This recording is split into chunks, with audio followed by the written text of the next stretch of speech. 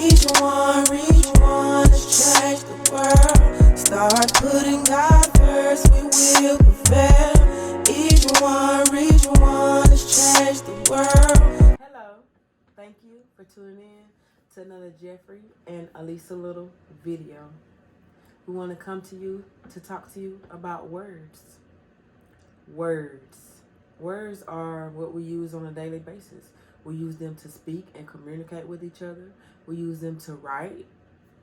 But what are words? Have you ever thought about it? The meaning of words? What's the true meaning of words? And how do we use them effectively in our life? How do we use words effective in our life? Words are derived from numbers. You know, they come with numbers. Words and numbers go hand in hand. But numbers are universal. So, but we're talking about words. Numbers, that's going to be another video. So, words. When you think about words, when you think of the words that you use on a daily, when you speak, the Bible says the power of life and death is in the tongue. And if the power of life and death is in the tongue, what does that mean? If the power of life and death is in the tongue, what does that mean? That means that words are the life force of your life. Your words that you speaking, the words you say to yourself, the words that you say to someone else, the words you say means everything. Because the power of life and death is in the words. It's in the words. And when you use words in the wrong way, just say if I was to, tell somebody that they this and they that, and speak and wish something on them. Wish, something bad on them. Them same words that I spoke on them, they coming back to me. That's right. Them same words that I spoke on somebody else, coming back to me. So it's best to be silent if you don't have the right words to say. If you don't have the right things to say to people. It's best to be silent. You cannot speak the power of life and death. That's where, speaking bad words to somebody is almost as bad as taking a gun and just blowing their brains out. Mm-hmm. See, because you do that, boom, these people got to live with these words every day. You say, let's say, sticks and stones may break my bone, but words never hurt. Words hurt. Yes, they do. Words hurt, and words are powerful. Very. Some people become armored to the words. They got shields built up, so the words you say, once you know who you are, then yeah, you can build a shield up against the words. But you got to know who you are. But just say, for instance, somebody speaking these words to a child. A child does not know who they are yet. They haven't came into the reality of who they are. They ain't came into that reality yet. So when you speak these words to a child, you already hinder that child for growth. Yes. You know what I'm saying? And that's and you gonna build up a adult that's broken. And it's hard work trying to fix an adult that's broken. Yes. It's anything. Build up children through words. Because children are gifts, and they just that, gifts.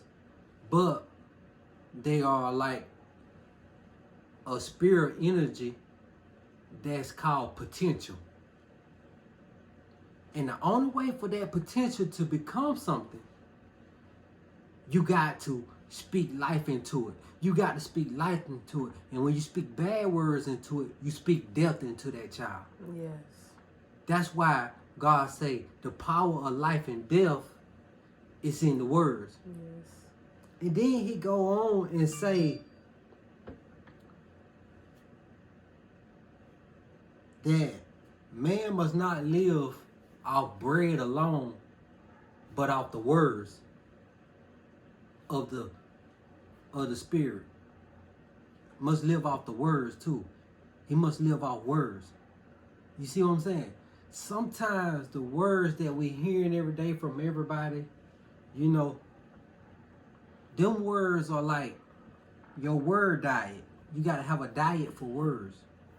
Meaning, you got to have so many positive words that's spoken into your ears, right? You got to have so much positive words spoken into your ears. That's your diet.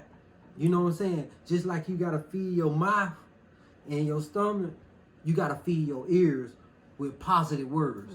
When you feed your ears with positive words, then positive words come out your mouth. Yes. It come to the tongue. What you hear, you speak. It's you know what I'm saying? God designed our body, you know, strategically. And when we, it's like, just say for instance, every day, you know, you on any kind of social media, and all you want to do is just find the jokes on social media.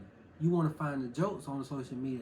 That's like going to the store and saying, you know, no, I'm not gonna I ain't getting no vegetables. I'm only getting candy.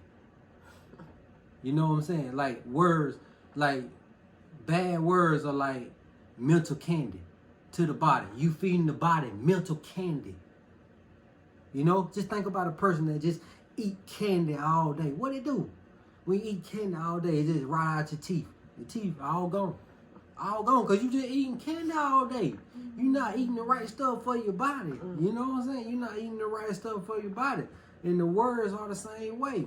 You're not, you're not putting the right stuff, the right words in your mind, then you basically corrupting the mind. And if you can put right words in your mind, then you can change your life. Because once the right words hit, life will change for you. That's right. Life will change for you. You know, you got to feed your mind. The only way to feed the mind is to begin to listen to something positive every day. There's so much positive stuff, you know, on the internet. Everywhere, on all social media. It's a lot of positive stuff out there. Yes, it is. And we got to learn to find the positive instead of the negative. But instead, we on the internet and we searching for the negative. I know. I've been, and I'm, you know what I'm saying? I still fight with that on a daily. Going through that situation. Watching what I listen to. Who holds your ear holds your heart. And your You know, mind. So be careful who you let hold your ear.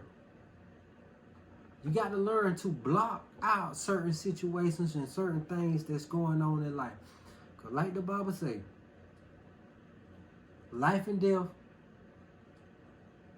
is in the power of the tongue. You got to learn to tame that pink tornado. And not let it speak to kill. Don't let it speak to kill, but let it speak to heal. Yes. Do not let your tongue speak to kill. Let your tongue speak to heal. Don't let your tongue speak to kill. Let it speak to heal. That's what God wants. That's what God wants. If you don't got nothing good to say about somebody, don't say it at all. You know, and that's something we, in the South, I know that much, that we heard that all the time. You know, my mama used to tell me, if you ain't got something good and say it, don't say it at all. You know? But taming that tongue is a monster. You know, you become a better person once you learn how to tame it. Yes. To learn how to make it do what you want it to do. Self-mastery. That's the biggest thing that we can gain in life. It's to be able to master ourselves. Yes. To be able to say, you know, to make the choices, to not let outside forces make us do certain things. To be able to contain the body. To push down the demons in the body. You know, we all got demons in our body. We all got these demons in our body. They're telling us, hey, go do this, go do this, go do that. You know what I'm saying? That we know it ain't right because our heart tells us it ain't right. But we do it anyway. We do it anyway. But the goal is to be able to push the demon down to where you got control over it and say, I'm not doing it. I ain't doing it. I run this body. I run this body. You see what I'm saying? See, the body is a fight. It's a fight between the flesh and the soul. The flesh and the soul. That's what, you know what I'm saying? That's why you got yin and yang. It's the flesh and the soul. See, the flesh want to do the wrong thing, but the soul know the right thing. And the spirit is the breath that we breathe every day. The spirit is the breath we breathe every day. You know, that's our spirit. Because once you take the breath, you no longer have no body or no soul. It's gone. Breath is your spirit. So it's a fight. Life is a fight. And you got to stand on all 10 to make sure you win. Yes. Life is a fight. Life is a fight. But speak positive over your life. You know. And we not perfect. Nobody in this world is perfect. But we got to learn from each other because we got to become one body.